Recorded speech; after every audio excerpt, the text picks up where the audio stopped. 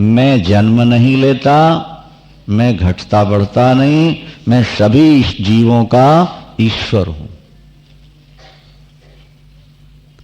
तो प्रभु फिर आप जन्म नहीं लेते और माता देवकी के यहां से आप आए हैं। बोले प्रकृतिम स्वाम अधिष्ठाय संभवाम्य आत्म माया, मैं योग माया का आश्रय लेकर के प्रकट हो जाता हूं। हरिवंश पुराण में लिखा है कि माता देवकी को ऐसा लगा कि मेरे गर्भ रह गया, रुक गया, और धीरे धीरे पेट बढ़ते रहो। तो वहां लिखा है कि हरि नहीं आए वहां, बोले वायु उनके पेट में रुक गई और मां को ऐसा महसूस होता रहा कि मेरे अंदर बच्चा है, बच्चा है। और एंड टाइम पर जब भगवान एकदम प्रकट हुए, वायु पास हो गई, उनको ऐसा लगा कि मेरे अंदर से भगवान कृष्ण प्रकट हो, पैदा हो गए। भगवान पैदा नहीं होता, भगवान तो भय प्रगट कृपाला दीन दयाला,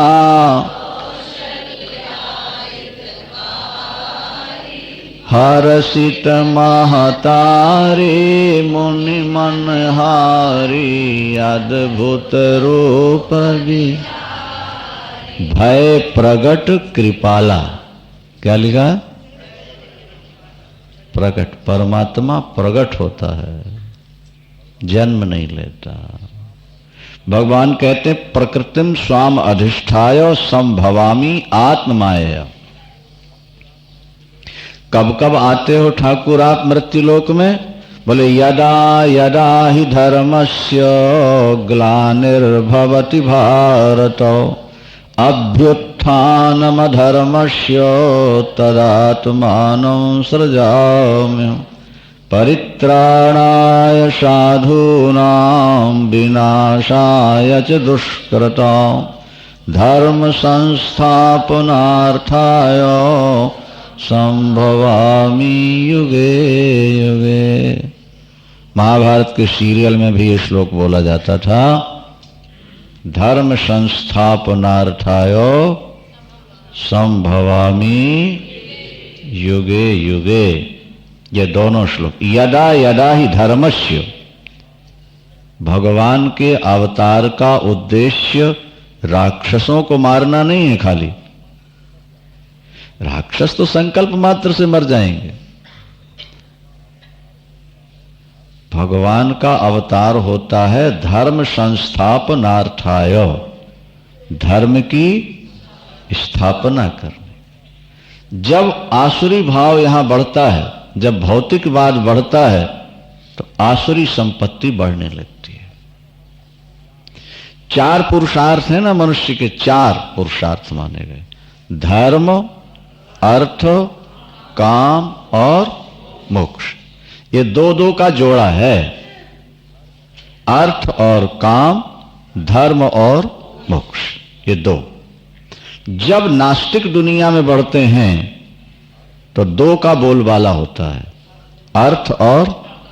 ये जो वर्तमान युग चल रहा है ये भौतिक युग है, नास्तिक युग है ये। इस समय अर्थ और काम, जिसको देखो पैसे के पीछे पागल हो रहा, पैसा पैसा, सेक्स। आज पिक्चरों में, चित्रों में स्त्रियों के ऐसे अर्धनग्न चित्र दिखाए जा रहे हैं और समाज विरोध नहीं कर रहा। ये केवल भौतिकवाद का ही चमत्कार है। हमने एक लेख पढ़ा था कि 16वीं या 17वीं शताब्दी में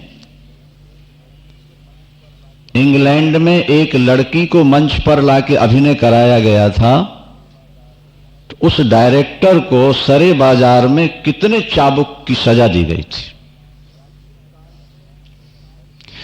प्राचीन काल में लड़की का अभिनय नहीं करती थी, माने लड़के ही लड़की का रूप धारण करके फिर अभिनय किया करते थे। हमारे समाज में स्त्री को इस प्रकार संभाल के रखा था जैसे लोग हीरा मोती को संभाल के रखते थे। लेकिन ये कब होता है? जब धर्म, बढ़ा हुआ होता है। जब काम बढ़ जाता है तो फिर स्त्री को एकदम बाजार में लाके खड़ा कर दिया जाता। उसके ऐसे गंदे गंदे चित्र बनते हैं, इस तरह उनको पेश किया जाता है कि लोगों की ये जो भूख है नहीं सेक्स की, ये बढ़े और व्यक्ति और ज्यादा अनर्थों में फंस जाए। आज वही हो रहा है, और अगर यही गति रही तो आगे चलकर क्या होगा वो ऊपर वाला ही जानता है। जहां काम है वहीं अर्थ है, जहां अर्थ है वहां काम। धर्म और मोक्ष पीछे हट जाए, दबा दिए जाए। अरे किसने ईश्वर को देखा है? कहां का नर्क, कहां का स्वर्ग? इंसान बने हो, खाओ पियो मौज उड़ाओ, इसके लिए जिंदगी मिली है कि पूजा करते रहो, पाठ करते रहो, सत्संगों में बैठे रहो। ये सब पागलपन की बातें पुराने जमाने की। ये तो बूढ़ों का काम है। हमको तो जिंदगी में ऐश करना है, ऐश करना। आज की ये थ्योरी है, आज का ये सिद्धांत बन गया है। लेकिन एक बात ध्यान रखना, विज्ञान अगर ऊंट है तो धर्म उसमें नकेल है। विज्ञान अगर कार है तो धर्म उसमें ब्रेक है। जैसे बिना ब्रेक की कार खतरनाक, जैसे बिना नकेल का ऊंट खतरनाक, इसी तरह बिना धर्म का विज्ञान भौतिकवाद एकदम खतरनाक है। ये पता नहीं कब कहां किसको ले जाकर खत्म करा दे, गिरा दे। इसलिए जीवन में धर्म बहुत जरूरी है। हमारे शास्त्र कहते हैं कि राम राम कहने वाला भी अगर धर्म का पालन नहीं करता तो बोले वो भक्त नहीं कहला सकता। हरि भक्ति परोवापी हरि कीर्तन तत्परा भ्रष्टाया स्वाश्रमाचारात भ्रष्टा सो भी कथित। भले तुम खूब कीर्तन करते हो, खूब माला जपते हो, लेकिन तुम धर्म का पालन नहीं करते, बोले तुम भ्रष्ट ही हो जाओ। ये लिखा शास्त्र। मैंने आपसे कहा ना कि भजन से भी ऊंचा है धर्म। धर्म कब छूटता है? बोले जब प्रभु की प्रेमा भक्ति तुम्हें प्राप्त हो जाए, तब धर्म की मर्यादाएं ढीली भी पड़ जाए तो हानि नहीं है। पर जब तक तुम्हारे जीवन में ईश्वर का प्रेम प्रकट नहीं हुआ या स्वरूप का तुमको ठीक बोध नहीं हुआ, तब तक धर्म का पालन करना ही चाहिए। आज धर्म को मानने वालों को संप्रदायवादी कहा जाता है, उनकी आलोचना होती है, उनका मजाक उड़ाया जाता है। लेकिन गीता के भाष्य में शंकराचार्य भगवान कहते हैं कि असंप्रदाय विदः विद्वांसोपि मूर्खवद उपेक्षणीय। जो अपने संप्रदाय से अपरिचित है, ऐसा विद्वान भी हो तो मूर्ख की तरह समझ के उसको त्याग दो। हमारे यहां संप्रदाय शब्द बहुत ऊंचा है। आज संप्रदाय शब्द का अर्थ ही लोगों ने बदल दिया, गलत काम करने वालों। एक हमारे सनातन में लिखा है कि जो भगवान नारायण से लेके आज तक की परंपरा को जानते हैं, उस रास्ते पर चलते हो, उनको संप्रदायवादी कहते हैं। नहीं समझे आप? जैसे हमारे यहां हरिजन शब्द उनको कहते हैं जिनके मन में वासना का उदय ना हो, जिनके हृदय में भगवान विराजमान हो गए हो, लेकिन उस शब्द को लेकर के कहां जाकर के डाल दिए। हनुमान जी को हरिजन कहा है रामायण में। सीता जी ने देखा, सौगंध उठाई हनुमान जी ने, तो हरिजन जान प्रीत अति बाढ़ी सजल नयन रोमावली ठाड़ी। हरिजन, ये तो हमारे राम का जन भक्त है। हरिजन माने भगवान का। दूसरी जगह रामायण में लिखा है कि आकाश बिना बादलों का है, निर्मल। कैसे? बोले जैसे हरिजन बिना कामनाओं का होता है। हरिजन शब्द इतना ऊंचा है, माने जिसके मन में कोई कामना ना हो उसका नाम। बोले बीनु घन निर्मल सोह आकाशा, बीनु घन निर्मल सोह आकाशा, के हरिजन इव पारिहारी सब आशा। भजन छोड़ जिसके मन में कोई आशा न रह जाए, उसका नाम हनुमान जी हैं हरिजन। पर उस शब्द को कहां लाके पटका है देखो। इसी तरह से संप्रदाय शब्द हमारे यहां ऊंचे से ऊंचा है, लेकिन आज के लोगों ने उसको, जो धर्म का नाम ले वो संप्रदायवादी, मतलब गंदे से गंदे लोग। भगवान कहते हैं धर्म संस्थापनार्थाय संभवामि, मैं धर्म की स्थापना के लिए, साधुओं की रक्षा करने के लिए और गलत काम करने वालों का नाश करने के लिए अवतार लेता हूं। परित्राणाय साधूनां विनाशायच दुष्कृताम, दुष्कर्म करने वाले पापियों का नाश करने के लिए धर्म संस्थापनार्थाय और संभवामि, हर युग में आता हूं। और अगर ईश्वर आए ना तो पता क्या लगे कि इस दुनिया को बनाया किसने। दूसरे धर्म वाले कहते हैं हमारे यहां ईश्वर आते ही नहीं, तो हम कहते हैं खाली अनुमान ही हुआ ना कि ईश्वर है। और हमारे यहां तो अनुमान नहीं, प्रमाण है कि भगवान स्वयं आता है। भगवान घोषणा करके कहते हैं कि मैं ईश्वर हूं और ये सारा विश्व मुझ में। तभी तो अर्जुन ने कहा कि जरा वो रूप दिखा तो दो, तब विराट रूप दिखाया, वो 11वें अध्याय में देख। आप हो तो हमारे बराबर और कहते हो सारा संसार मेरे एक अंश में टिका हुआ, तो जरा दिखा तो दो ठाकुर कैसे टिका हुआ, तब विराट रूप दिखाएंगे भगवान। धर्म संस्थापनार्थाय संभवामि जन्म कर्मच में दिव्यम। भगवान कहते हैं मेरे जन्म और मेरे कर्म सब दिव्य हैं। मैं सामान्य बच्चे की तरह जन्म नहीं लेता, इसलिए मेरे जन्म दिव्य। और मैं कर्म जो करता हूं वो संसारियों की तरह आसक्त होकर नहीं, फल की इच्छा से नहीं, अपनी इच्छा से, स्वेच्छा से, जगत कल्याण के लिए कर्म करता हूं। मेरे कर्म का उद्देश्य स्वार्थ नहीं है, जगत का कल्याण। जो कर्म अपने और अपने परिवार के लिए है वो बंधन है, और जो कर्म दूसरों के लिए हम कर रहे हैं वो ईश्वर को मिलाने वाला होता है। इसलिए बीत राग भय क्रोध, हाँ, जो मेरे जन्म और कर्म को दिव्य समझ लेते हैं वो जब शरीर छोड़ेंगे तो मुझको ही प्राप्त हो जाते हैं, इसमें संशय नहीं करना। ये किसने कह दिया? जो भगवान के जन्म को और भगवान के कर्म को दिव्य मानते हैं। उन्होंने चोरी क्यों की, उन्होंने राज क्यों किया? अरे एक और तुम भगवान भी कहते हो और दूसरी ओर क्यों भी करते हो? क्या समझा? भगवान चोरी करके भी धर्म को धारण करने वाला, जारी करके भी वो ब्रह्मचारी है, उसके अंदर कोई असर नहीं होता। एक बात सुनो ध्यान से, सूर्य भगवान अपने हाथों से सबके अंगों को छूते रहते हैं कि नहीं छूते हैं? जवाब दो भाई। हाँ, किरण जो है ना सूरज की, वो हाथ कहलाते हैं, कर। तो सूर्य नारायण अपने हाथों से सबके सब अंगों को छू रहे कि नहीं छू रहे, ये बताओ। उनको कोई विकार होता है? तो जब चेले को विकार नहीं होता तो गुरु को विकार हो जाएगा? बोलो वृंदावन। सूर्य तो चेला है ना, भगवान का शिष्य है। अच्छा, वरुण देवता पानी में रहते हैं ना, मानते हो नहीं? तो वरुण देवता से तुम्हारा कोई अंग बचा हुआ है? वरुण देवता में कोई विकार आता है?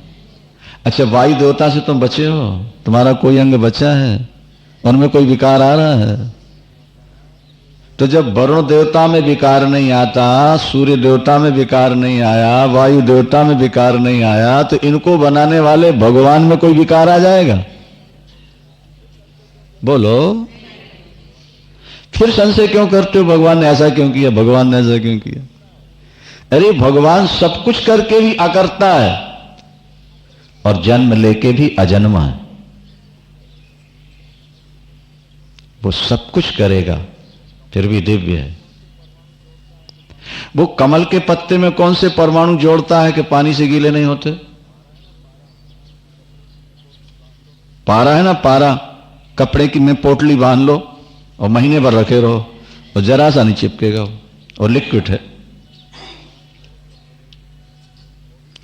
पारा को कपड़े में पोटली बांध के रख लो, महीनों रखे रहो, एक कण भी नहीं चिपकेगा उसमें कपड़े। क्यों? परमात्मा ने ऐसे परमाणु बनाए हैं कि वो लिक्विड है पर चिपकता नहीं।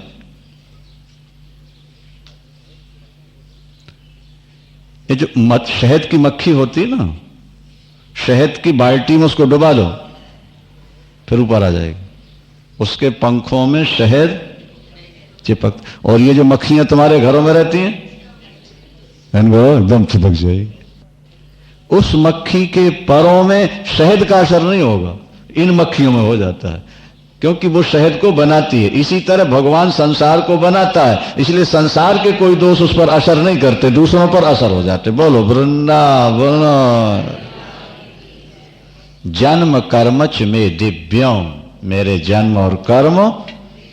मकड़ी जाला बनाती, स्वयं नहीं फंसती कभी, पर दूसरा मच्छर पहुंच जाए एकदम फंसेगा। मकड़ी के जाला में मकड़ी घूम रही है, वो नहीं फंसती, और मच्छर पहुंच जाए और ये मक्खी पहुंच जाए, फंस जाएगी। तब वो जो बनाता है दुनिया को, वो दुनिया में फंसता वसता नहीं। इसलिए भगवान कहते मेरा जन्म और मेरे कर्म को दिव्य मानो और मेरा चिंतन करो, मर के फिर जन्म नहीं लेना पड़ेगा तुम। त्यक्त्वा देहम पुनर्जन्मो नैति मामेति शौर्य, मुझको प्राप्त कर लेगा। एक बात और समझ लो, पार से लगे हाथ। क्या?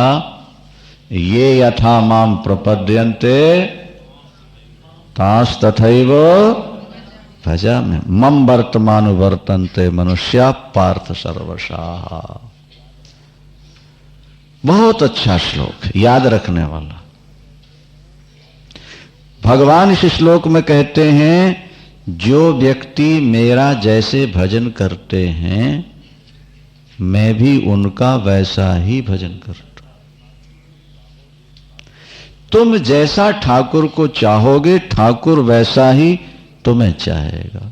अगर तुमने कह दिया कि कृष्ण है तो तुम्हारे लिए हैं, और किसी ने कह दिया नहीं है तो नहीं, उसके सामने ठाकुर आगे खड़ा नहीं होगा कि तुम हमको क्यों नहीं मानते। तुम सूर्य के प्रकाश को मानोगे, देख के चलोगे तो सकुशल घर पहुंच जाओगे। नहीं मानोगे, आंख बंद करोगे, खुद ही ठोकर खाओगे। सूर्य कुछ कहने वाला नहीं है। तुम जितना ठाकुर से प्यार करोगे, उतना ही ठाकुर तुमसे प्यार करे। भागवत में एक बात हमने सुनाई, ये योगेश जी जगह जगह सुनाते रहते हैं लोगों को। इसी श्लोक का भाव है, ये यथा मां प्रपद्यन्ते तांश तथैव भज।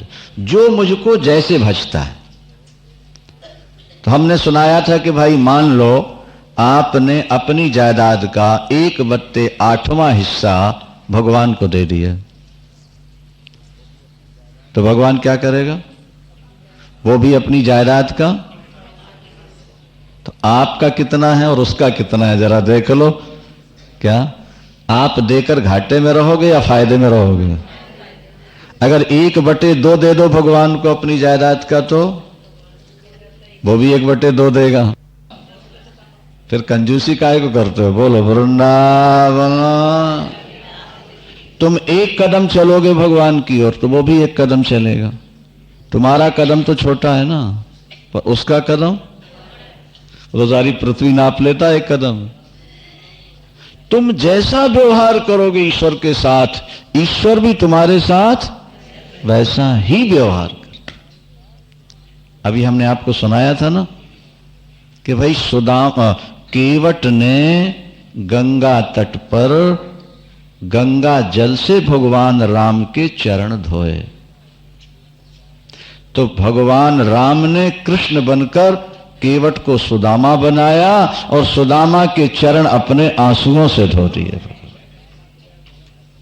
भक्त तूने मेरे चरण जल से धोए, तो मैं तेरे चरण आंसुओं से धोऊंगा। ये यथा माम प्रपद्यन्ते तांश तथैव भजा। 14वें वर्ष का अंतिम दिन है, भगवान राम अभी तक आए नहीं, समाचार मिला नहीं। वाल्मीकि रामायण में लिखा है कि भरतलाल जी ने चिता बना ली थी। क्या किया? चिता बना ली। सूर्यास्त हुआ, संदेश नहीं मिला, मेरे जीवन का सूर्य अस्त हो जाएगा। प्रवेक्ष्यामि हुताश। रो रहे हैं भरत यहां बैठे कुशा की चटाई पर। रहो एक दिन अवध अधारा, ओ सामुझत मन दुख भयहु अपारा।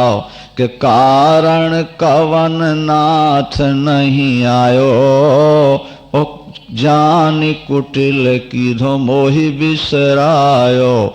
आहा धन्य लक्ष्मण बड़ भागी, राम पदारविंद अनुरागी।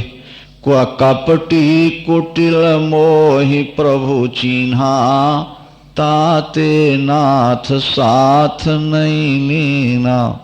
ज्यों करनी समुझे प्रभु मोरी, तो नहीं निस्तार कलप सत कोरे।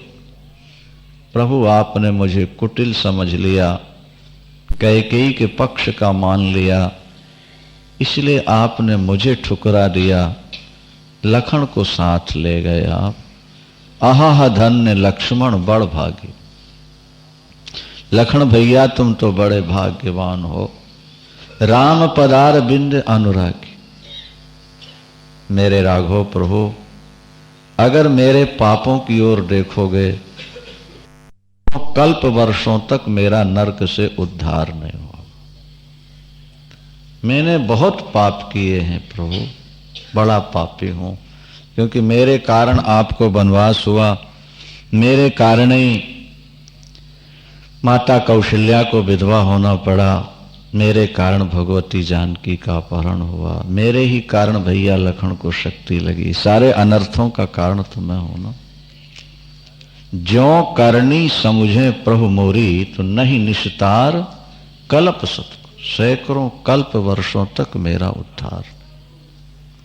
पर मैंने सुना है कि दीन बंधु अति मृदुल स्वभाव। प्रभु आप तो दीन बंधु हो, आपका हृदय तो बहुत कोमल है, कोमल है। अगर अवधि बीत गई और आप नहीं आए तो मैं शरीर छोड़ दूंगा, और अगर शरीर नहीं छूट पाया तो फिर दुनिया में मेरे जैसा कोई पापी नहीं होगा। यहां भरत के आंसू गिर रहे हैं, वहां लंका में बैठे राम के आंसू टपक रहे। देखा आपने, रावण मारा गया, विभीषण आए, प्रभु मेरी कुटिया पवित्र कर। तो सुनत बचन मृदु दीन दयाला, और सजल भये दो नयन विशाला। सजल भये दो नयन, राम के भी टप टप आंसू गिरने लगे। विभीषण जी घबरा गए, प्रभु अब आंसुओं का क्या अभिप्राय? रावण अत्याचारी मारा गया, भगवती जानकी की प्राप्ति हो गई, अब आप वापिस जाएंगे, अवधि समाप्त हो चुकी है, फिर ऐसे समय में आंसू कैसे? तो राम जी के और ज्यादा आंसू गिर पड़े। क्या बोले राम जी? तोर कोश गृह मोर सब, सत्य वचन सुनतात। भरत दशा सुमिरत मोहि, निमिष कल्प समझा। मुझे भरत याद आ रहा, उसके आंसू मुझे दिखाई दे रहे हैं, मेरे भी आंसू गिर रहे हैं। मैं हाथ जोड़ता हूं विभीषण जी आपके, ऐसी कोई युक्ति बनाओ कि मैं जल्दी से जल्दी अयोध्या पहुंचूं। ये यथा माम प्रपद्यन्ते तांस तथैव भजा।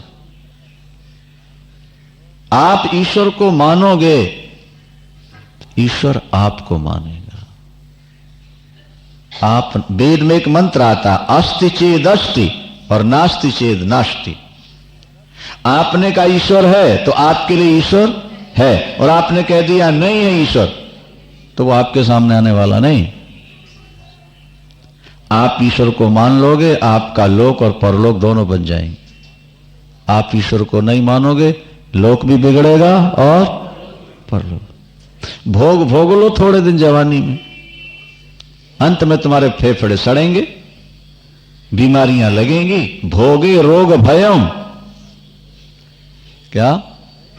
भोगे रोग भयम, कुले च्युति भयम, वित्ते नृपालाद भयम। इस संसार में भय ही भय है।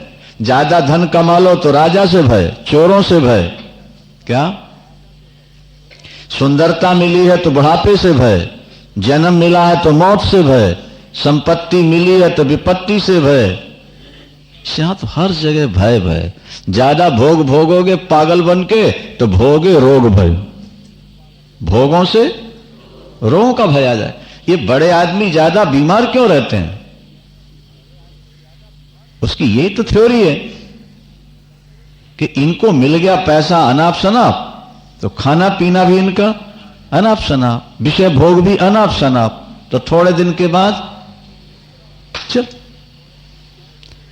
बुद्धिमान व्यक्ति वही है जो धनवान होकर भी अपनी इंद्रियों को विषयों से हटा के ईश्वर के भजन में डूबा रहे। ये यथा माम प्रपद्यन्ते तांस्तथैव भजाम्यहम् मम वर्तमान वर्तन्ते मनुष्य पार्थ सर्वशः। मेरा अनुसरण। कांक्षन्तः कर्मणां सिद्धिं यजन्ति ही देवता क्षिप्रम ही मानुषे लोके सिद्ध भवति कर्म। जो आपका पूजन न करके दूसरों का पूजन करते हैं तो भगवान कहते हैं छोटे देवता जल्दी प्रसन्न हो जाते हैं, मैं जरा देर से प्रसन्न होता हूं। भाई चपरासी सिपाही, चौराहे में खड़ा सिपाही आप पर खुश हो जाए, आप 25-50 रुपया दे दो, खुश हो जाएगा। नहीं, पर प्रधानमंत्री को खुश करना हो तो, पर सिपाही खुश होगा तो चालान नहीं करेगा, और प्रधानमंत्री राष्ट्रपति खुश हो जाए तो फांसी से बचा लेगा। बोलो वृंदावन। छोटे देवता थोड़े में प्रसन्न होते हैं, थोड़ी चीज दे देते हैं, ठीक है। मैं देर से प्रसन्न होता हूं, पर एक बार प्रसन्न हो जाऊं तो अपना लोक दे देता हूं, अपना स्वरूप दे देता हूं। इसलिए मेरा भजन कर। 4 जातियां मैंने बनाई हैं। अब देखो आजकल पत्र पत्रिकाओं में, अखबारों में, शिक्षा में यही कहा जाता है कि पहले कोई जात पात नहीं थी, इन्हीं लोगों ने जातियां बना रखी। क्या? कुछ लोगों ने ही जातियां बना करके और दूसरों के साथ अत्याचार किया। अब इन नेताओं की बात माने कि भगवान की बात माने? बोलो भाई, भगवान क्या कह रहे हैं? चातुर्वर्ण्यम मया सृष्टम। 4 जातियां मैंने बनाई हैं। गुण कर्म विभागशः तस्य कर्तारमपि माम विद्य कर्तारम अव्ययम्। मैं कर्ता होके भी अकर्ता हूं, मैं ही बनाता हूं, लेकिन फिर भी मैं अलग रहता हूं। कर्तृत्व का अभिमान जिसके अंदर ना हो वो न माम कर्माणि लिम्पन्ति। कर्मों का मुझ पर लेप नहीं होता। क्यों? न मे कर्म फले स्पृहा। मेरे अंदर कर्म फल की स्पृहा माने इच्छा ही नहीं है। इति माम यो भी जानाति। ऐसा जो मुझको जान लेता है वो कर्मों से बंधता नहीं है, कर्मों से मुक्त हो जाता। ईश्वर को कर्मों, तो ईश्वर कर्मों से लिपायमान नहीं होता, ये जानने से हम कर्म बंधन से कैसे बचेंगे? वृंदावन। भगवान का संकेत यही है कि जीवो तुम भी मेरे अंश हो, मेरे ही स्वरूप हो। जैसे मैं कर्म करता हुआ कर्म का अकर्ता बन के रह जाता हूं, इसी तरह तुम भी कर्म करते हुए अगर कर्तृत्व के अभिमान से अलग रहोगे तो तुम्हारा भी उद्धार हो जाएगा। एवं ज्ञात्वा कृतम कर्मो पूर्वैरपि मुमुक्षुभिः कुरु कर्मैव तस्मात् त्वं पूर्वै पूर्वतरम कृतम। इससे पहले भी मोक्ष की इच्छा रखने वाले महापुरुषों द्वारा कर्म किए गए हैं। तुम भी उन्हीं की नकल करते हुए कर्म करो। अब कर्म की आगे जो व्याख्या है ये भी सुनने वाली है, ठीक है। किम कर्म किम कर्मेति कवयोप्यत्र मोहिता तत्ते कर्म प्रवक्ष्यामि यज्ञात्मा मोक्ष से शुभा। कर्मणो हेपि बोधव्यम बोधव्यम च विकर्मण और अकर्मणश्च बोधव्यम गहना कर्मणो गति। कर्म को समझना बहुत कठिन है। कर्म, अकर्म और विकर्म तीन होते हैं। क्या? कर्म, अकर्म और विकर्म। इन तीनों के रहस्य को विद्वान भी नहीं समझ पाते हैं। भगवान कहते हैं मैं उसकी व्याख्या करता हूं, ध्यान से सुनो। कर्म क्या है, अकर्म क्या है और विकर्म। कर्मणो ह्यपि बोधव्यम और बोधव्यम च विकर्मण और अकर्मणश्च बोधव्यम गहना कर्मणो गति। दोपहर की बैठक में आप लोग इसका विश्लेषण सुनेंगे। वृंदावन श्री राम जय राम जय जय राम।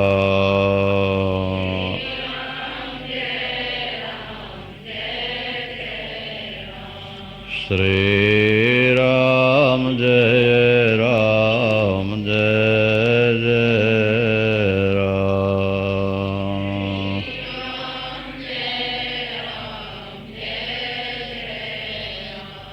श्री राम जय राम जय जय राम।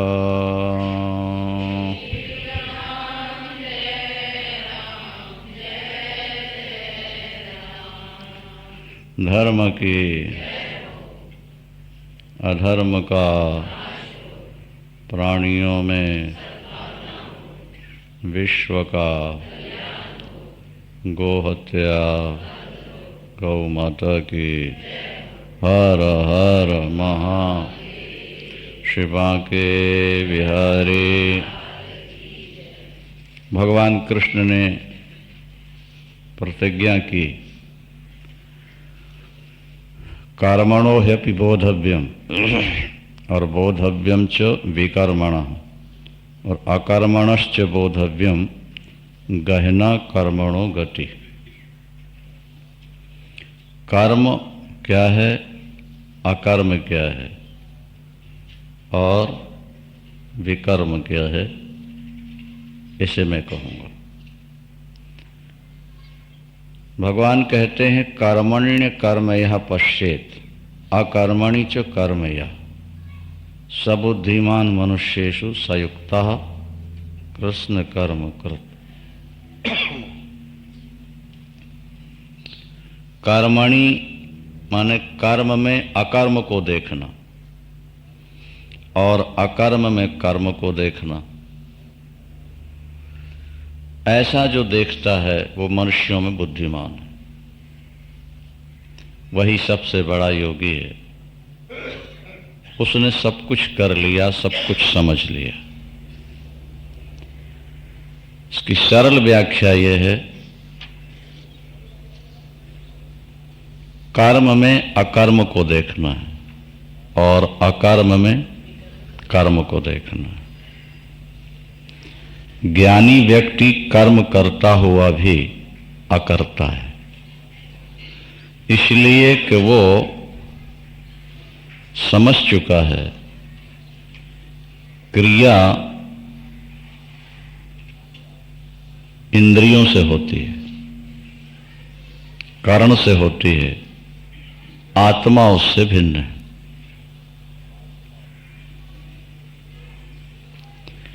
कर्म जो होता है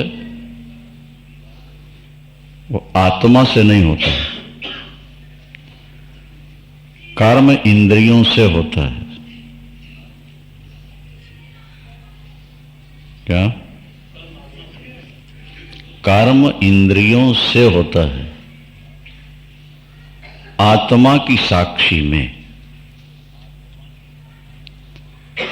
तो आत्मा तो साक्षी है, दृष्टा है, वो कर्म को देखता है, कर्म करता नहीं। थोड़ा और ध्यान से समझेंगे बात को।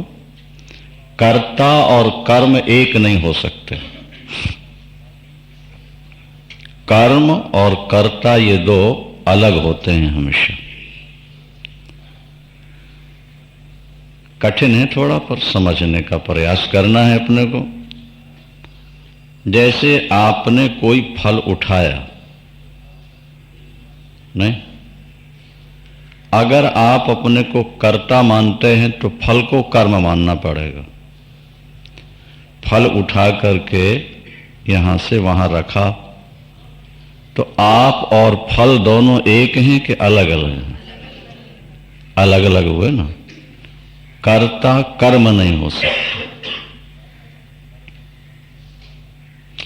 कर्म कर्ता नहीं हो सकता। आत्मा कर्म नहीं करता। आत्मा निर्विकार तत्व है। क्रियाएं जो होती हैं वो शरीर के द्वारा होती हैं।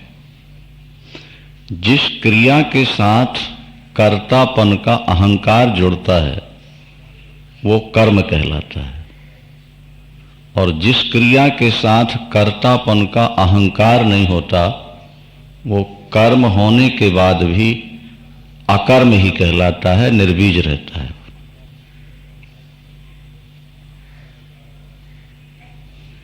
और समझने का प्रयास करना।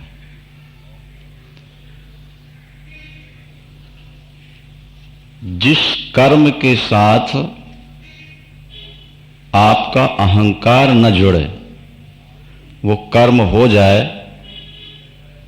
उसका पाप पुण्य आपको नहीं लगता। रात में आप सो रहे हैं, मच्छर ने काटा और हाथ वहां पहुंच गए और मच्छर मर गए, आपको पता ही नहीं कब हाथ गया और मच्छर मरा कि नहीं मरा, पर वो मर गया। उस कर्म का आपको फल नहीं मिलेगा, क्योंकि उसके साथ मैंने मारा ये अहंकार नहीं जुड़ पाया। आप सो रहे थे आराम से, मच्छर काटता है ना, तो हाथ अपने आप पहुंचा और हाथ उस पर गिरा, वो मर गया, आपको मालूम ही नहीं। तो जैसे निद्रावस्था में हाथ पड़ा और मच्छर मरा, आपको मालूम ही नहीं। इसी तरह जब आप अपने आत्मा में निष्ठ हो गए, आत्मनिष्ठ, परमात्मा के साथ आप एक हो गए या उनके चिंतन में डूब गए, उसके बाद जो क्रियाएं हो रही हैं तो अज्ञानी की दृष्टि में तो वो कर्म है, लेकिन ज्ञानी की दृष्टि में वो अकर्म है, क्योंकि उसके साथ उसका अहंकार नहीं जुड़ा। वो तो ईश्वर के साथ एक हो चुका है।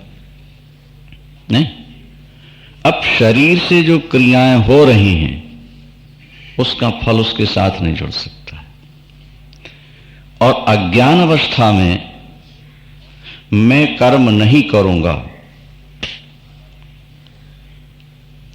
मैं कर्म नहीं करूंगा, भगवान कहते ये भी कर्म है।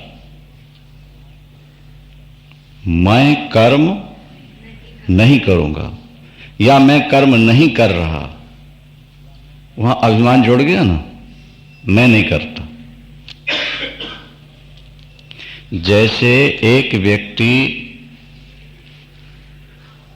दान करता है तो उसके मन में एक अभिमान तो आता है ना कि मैंने दान किया, ये कर्तापन जुड़ गया। और दूसरा व्यक्ति दे रहा है, वो इसीलिए नहीं दे रहा कि उसको पुण्य चाहिए, वो इसलिए दे रहा है कि आ गया है और देना कर्तव्य है, इसीलिए वो दे रहा है, व्यवहार मात्र दे रहा है। पुराने समय में गुप्त दान हुआ करते थे। उसकी प्रक्रिया क्या थी, थोड़ा समझो आप। किसी को 100 रुपए चांदी के दान करना है तो 1000 या 500 लड्डू बनवाते थे और वो चांदी के सिक्के 100 लड्डुओं में डाल दिए और 1000 लड्डुओं में उनको मिला दिया। अब लोग आते गए, वो उठा उठा के किसके पास चांदी का रुपया पहुंचा, किसके पास सोने की गिन्नी पहुंची, लेने वाले को पता लग जाएगा, लेकिन देने वालों को पता नहीं लगेगा कि हमने किसको दिया। इससे उसका अभिमान नहीं जुड़ेगा और नहीं तो जब वो लेने वाले को देखेगा तो मन में आएगा कि मैंने इसको इतना दिया था। क्या समझे आप? कर्तापन के अभाव को ही अकर्म कहते हैं। व्यवहार में तो जो काम नहीं कर रहा वो अकर्म हो गया और जो काम कर रहा है वो कर्म हो गया। लेकिन यहां ज्ञान की स्थिति बताई जा रही है कि जब तुम्हें आत्मा के निर्विकारिता का बोध हो गया और तुम परमात्मा के साथ एक हो गए, नहीं तो अब जो कुछ हो रहा है वो प्रकृति के द्वारा हो रहा है, तुम्हारे साक्षित्व में नहीं समझ में। तो अज्ञानी की दृष्टि में कर्म हो रहा है लेकिन ज्ञानी की दृष्टि में वो अकर्म है। पहले भी हमने शायद कथा में आपको सुनाया है कि दुर्वासा ऋषि आए जमुना पार। भगवान कृष्ण ने कहा उनके साथ कुछ शिष्य भी हैं, गोपियों जाओ भोजन ले आओ।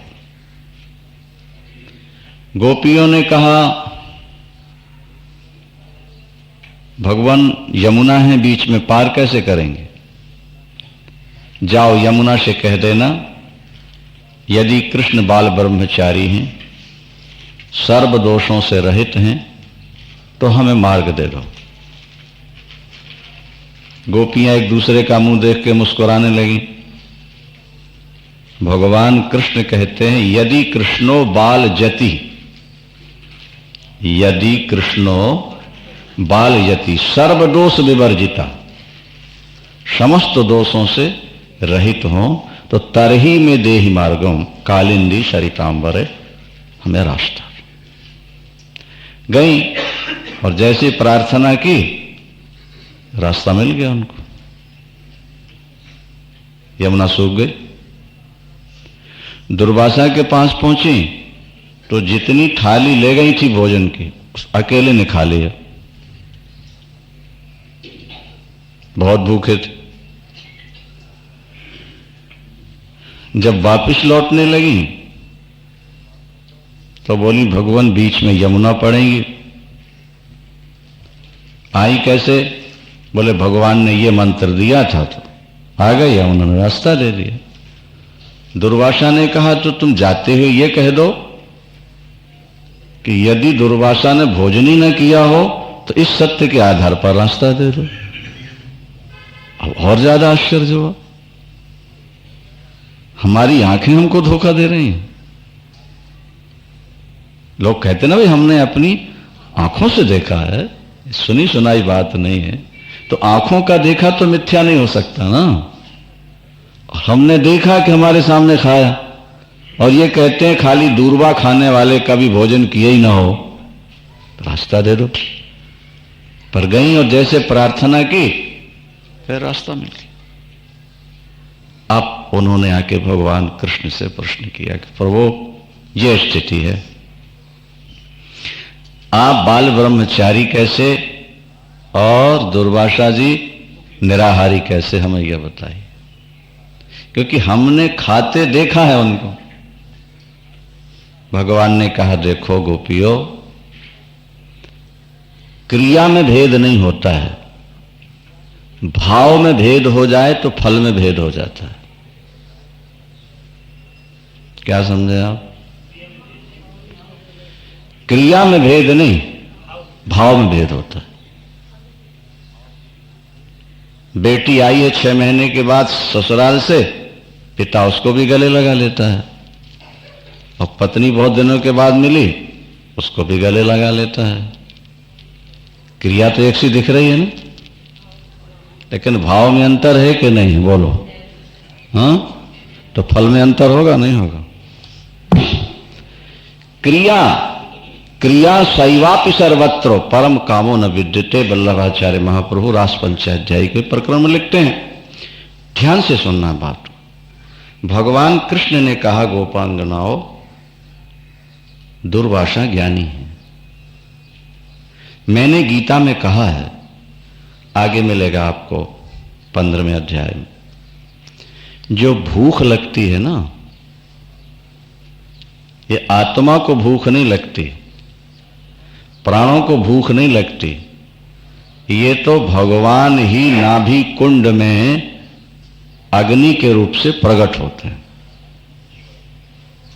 हमारे अंदर जो भूख है वो भूख नहीं है, वो एक तरह से भगवान ही भूख की आग बन करके प्रकट होते हैं। हम लोग बाहर कुंड बनाते हैं, लकड़ी रखी, आग लगा दी, अग्नि प्रज्वलित हुई, सामग्री उठा के स्वाहा स्वाहा स्वाहा, ठीक है, ये तो बाहर का यज्ञ है। जो ज्ञानी है वो क्या करता है? जब भूख लगती है सोचता है भगवान मेरे अंदर प्रकट हो गए, अब हवन करना है।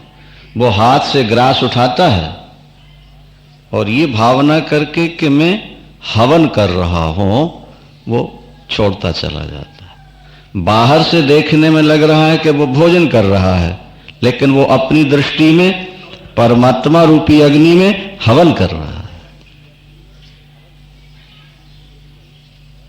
अज्ञानी भोजन कर रहा है और ज्ञानी हवन कर रहा है। इस दृष्टि से उसने कह दिया कि यदि मैंने भोजन ही न किया हो, उसने तो हवन बुद्धि से ग्रास डाला ना। और मैं अच्युत हूं, मेरा नाम अच्युत है। जो अपनी मर्यादा से कभी गिरे नहीं उसका नाम अच्युत होता है। तुम्हारी दृष्टि में मेरा संबंध है, लेकिन मेरी दृष्टि में मैं निर्विकार तत्व। ज्ञान की दृष्टि यही है। देखो, ज्ञान होने पर सृष्टि नहीं बदलती, केवल दृष्टि बदल जाती है। बोलो वृंदावन। ज्ञान होने पर सृष्टि नहीं बदलेगी, केवल दृष्टि बदलेगी। पत्थर तो वही पत्थर है जो बाजार में रखा है गोल गोल, ठीक है। दुकानदार के यहां एक पत्थर रखा है, क्या है? बोले पत्थर है।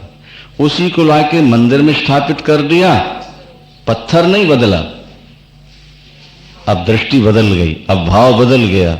जो पहले पत्थर था अब वो शंकर भगवान बन गए पिंडी के रूप में। बोलो शंकर भगवान की। पत्थर नहीं बदला, सृष्टि नहीं बदली, हमारी दृष्टि बदल गई। जहां पत्थर भाव था वहीं भगवत भाव। जब ज्ञान होगा तो ये संसार जो आपको आज मिट्टी, पत्थर, जल, अग्नि, वायु के रूप में दिख रहा है, ज्ञान होने के बाद ये सब कुछ ब्रह्म के रूप में दिखाई देगा आपको। आपकी भावना ऐसे बनेगी। आगे श्लोक आएगा, आप उसको श्रवण करेंगे।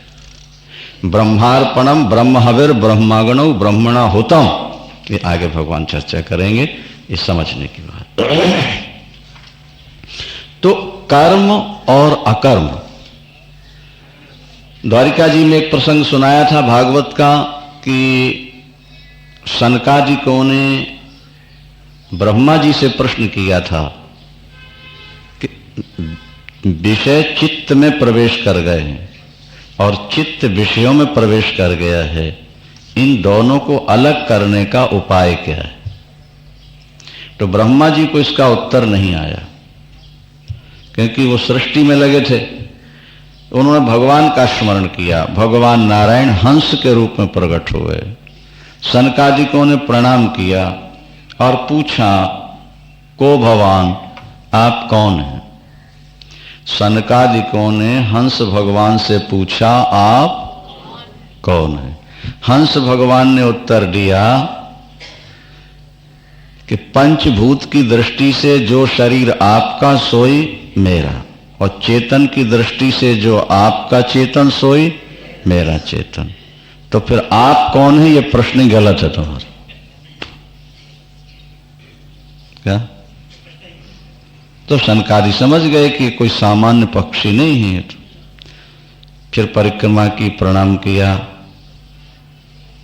तब तो भगवान ने परिचय दिया। भगवान है हंस के रूप में आए, हंसावतार। ठीक है। सनकादि ने फिर वही प्रश्न किया। चित्त विषयों में प्रवेश कर गया है और विषय चित्त में प्रवेश कर गए हैं, इनको अलग कैसे किया जाए? साधक इससे बड़ा परेशान है कि चित्त विषयों से नहीं हटता और विषय चित्त से नहीं हटता।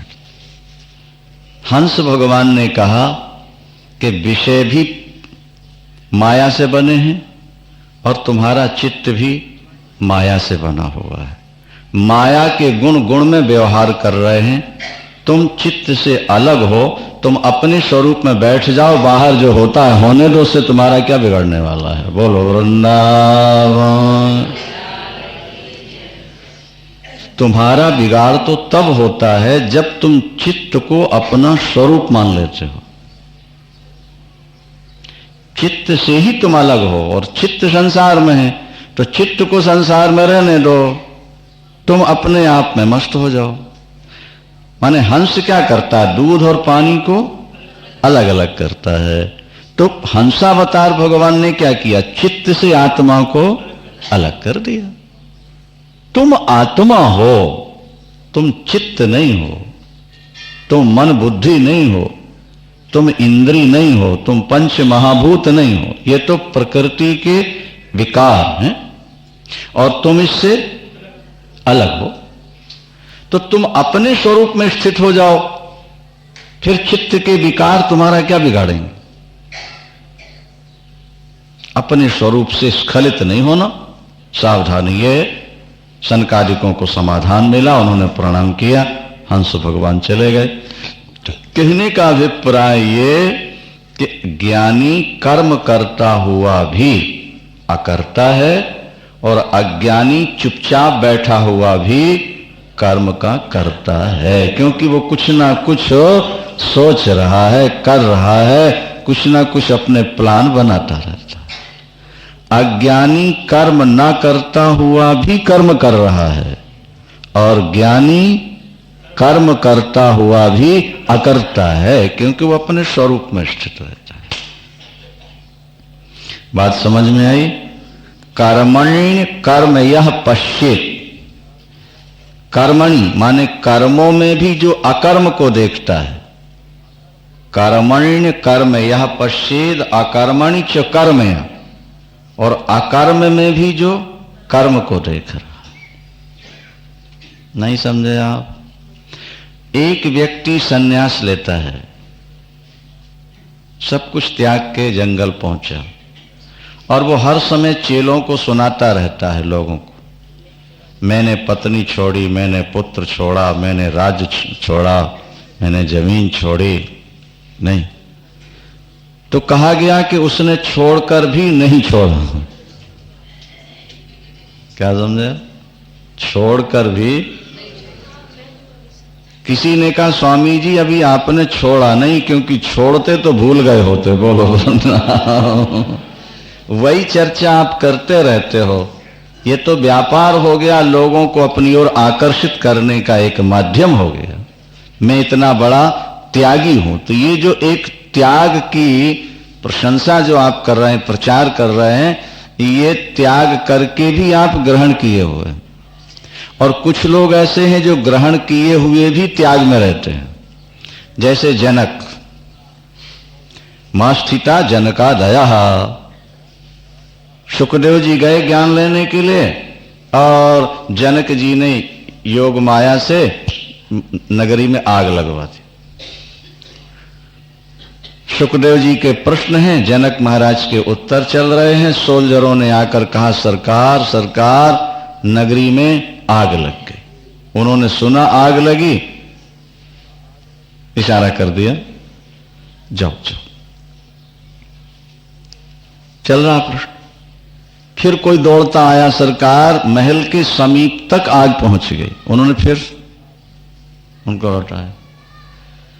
एक किसी ने आके, महल में ही आग प्रारंभ हो रही है, कुछ कीजिए, जल जाए। शुक्रदेव जी घबरा रहे थे कि महल में आग लगेगी तो हम भी गए, हमारा दंड का मंडल भी जाए, और ये यूं बैठे हुए।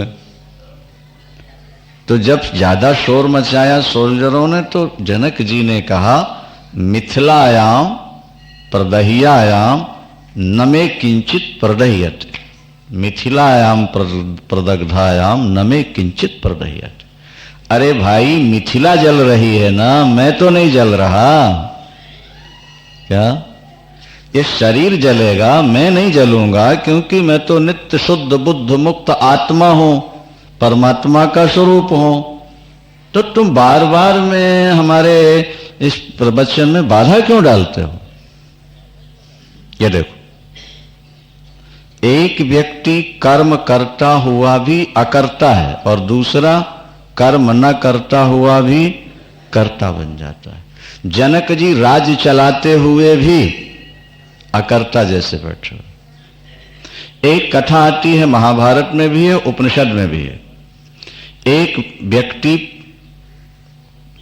पढ़कर आया काशी से, अनेक वर्षों तक रह के वेद वेदांग का अध्ययन किया। सुनो ध्यान से। पढ़ पढ़ा के जब आया तो पिताजी ने कहा, बेटा, हाँ आया तो उसने पिता को प्रणाम नहीं किया, शिष्टाचार के रूप में वैसे कर दिया, क्योंकि उसके मन में यह अभिमान हो गया कि मैं बहुत ज्यादा पढ़ा लिखा हूं। पिताजी ने पूछा, बेटे पढ़े आए? बोले हाँ पिताजी। क्या पढ़े आए? बोले सभी वेद शास्त्र पढ़ करके। बहुत अच्छी बात है बेटे। अच्छा ये तो बताओ, तुम्हें शांति मिली कि नहीं मिली? बोले पिताजी शांति तो अभी नहीं मिली। उनने कहा, बेटा पर पढ़ने लिखने से क्या लाभ होगा? हर क्रिया का अंतिम उद्देश्य है शांति। शांति तुम्हें मिली नहीं, हमारे विचारों से पढ़ना लिखना तुम्हारा सब व्यर्थ। तो पिताजी शांति कैसे मिलेगी? बोले बेटा त्याग करो तो शांति मिल जाएगी।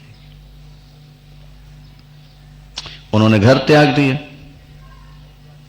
वर्षों घूमते रहे, लौट के आए। पिताजी ने कहा, बेटा शांति मिली? नहीं मिली पिताजी, और त्याग करो बेटा।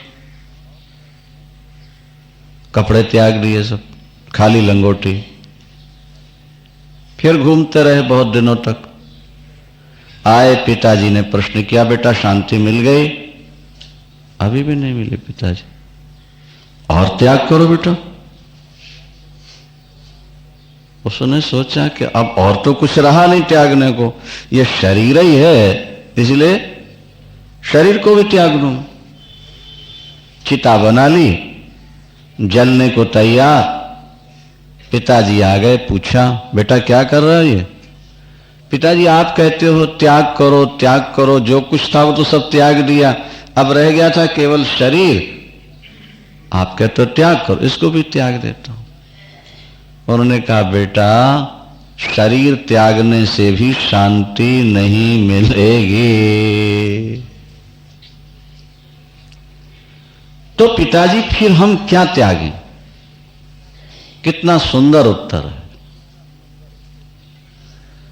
उन्होंने कहा, बेटे तुमने त्याग किया। त्याग और ग्रहण ये दोनों अहंकार से होते हैं। त्याग और ग्रहण ये दोनों अहंकार से। मैंने दिया या मैंने लिया, ये कौन बोलता है? अहंकार। पिता ने कहा, बेटा जिस अहंकार से तुमने घर छोड़े, परिवार छोड़ा, वस्त्र छोड़े, जिस अहंकार से, उस अहंकार को भी छोड़ दो, तुम्हें शांति मिल जाएगी।